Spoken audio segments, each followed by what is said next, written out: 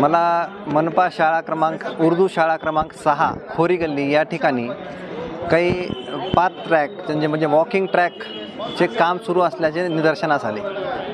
माझ्या माहितीप्रमाणे मनपाने सदरची जागा अल्पसंख्याक वसतिगृह मुलांचे वसतिगृह जे की केंद्र शासनाच्या multi sectoral development programme MSDP अंतर्गत मंजूर करून सदरच्या जागेच्या बांधकामाचा प्रस्ताव हा महाराष्ट्र शासनाकडे जिल्हाधिकारी मार्फत पाठवलेला आहे। पण असा प्रस्ताव पाठवलेला असताना लातूर महानगरपालिकेचा एक कॉन्ट्रॅक्टर त्या ठिकाणी वॉकिंग ट्रॅक बनवतो हे मला थोडंसं कुठंतरी खटकलं आणि मी त्या ठिकाणी थांबून त्या कामाची चौकशी केली असता मला असं सांगण्यात आलं की या ठिकाणी तर आम्हाला मनपाची कॉन्ट्रॅक्ट ऑर्डर असल्यामुळे आम्ही हे काम करतोय। मी जेव्हा संबंधित इंजिनियर आणि कमिशनर साहेबांना आणि कलेक्टर मॅडमना फोन केला तर कलेक्टर मॅडमनी आणि कमिशनर साहेबांकडून मला असा रिप्लाय आला की याच्याबद्दल पूर्ण माहिती घेऊन आम्ही तुम्हाला त्याचं उत्तर देऊयात। परंतु जेव्हा मी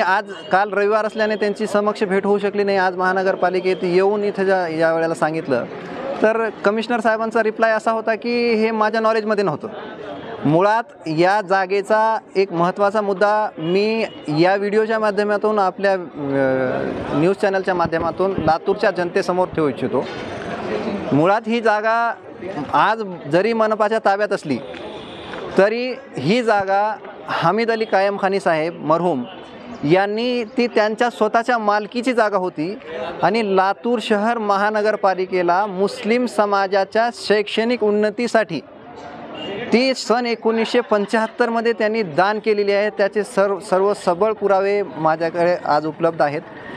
त्या पुराव्या आधारे मी आज तुम्हाला आव्हान करतो की एक मुस्लिम समाजाच्या व्यक्तीने समाजाच्या शैक्षणिक उन्नतीसाठी ती जागा दिलेली असताना महानगरपालिका तेथे सुलभ शौचालय बांधते, तेथील जागा लेबर कोटासाठी देण्यात येते, तेथे मुलांच्या खेळण्यासाठी एक पार्क करण्यात येतो, तेथे आयुष्यमान भारतचा दवाखाना चालू केला जातो।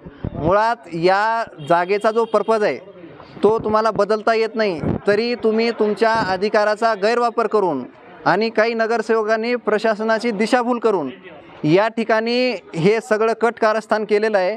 आज जर तो वॉकिंग ट्रॅक तयार झाला, उद्या जेव्हा बांधकामाची मंजुरी आल्यानंतर तेव्हा त्या ठिकाणचे नागरिक यासाठी विरोध करतील की आम्हाला तिथं वॉकिंगसाठी तो गार्डन होता आणि आज तुम्ही तिथं एक भव्य इमारत उभी करताय।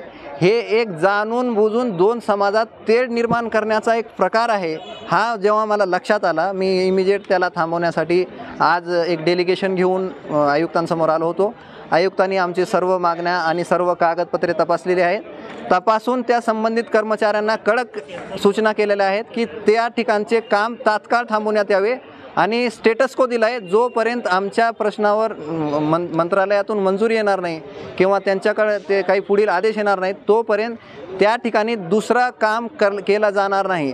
शेवटची विनंती अशी आहे समाजाला की अल्पसंख्याक समाजाच्या व्यक्तीने दान दिलेली जागा असल्यामुळे हा माझा हक्काचा घास आहे। मला त्यामध्ये माझ्या समाजाच्या शैक्षणिक वापरासाठीच ती जागा मिळावी यासाठी मी भांडत आहे। मला दुसऱ्याचा घास नको आहे, पण माझ्या घासात माझा ताट तुम्ही ओढू नका एवढीच मी विनंती करतो आणि थांबतो। आज अल्पसंख्याक समाजाच्या वतीने एक डेलिगेशन आयुक्त साहेबांना भेटायला आलं, ज्यामध्ये अल्पसंख्याक समाजाचे डॉक्टर्स, इंटेलेक्च्युअल्स, सोशल वर्कर्स आणि नगरसेवक यांचा समावेश या डेलिगेशनमध्ये होता।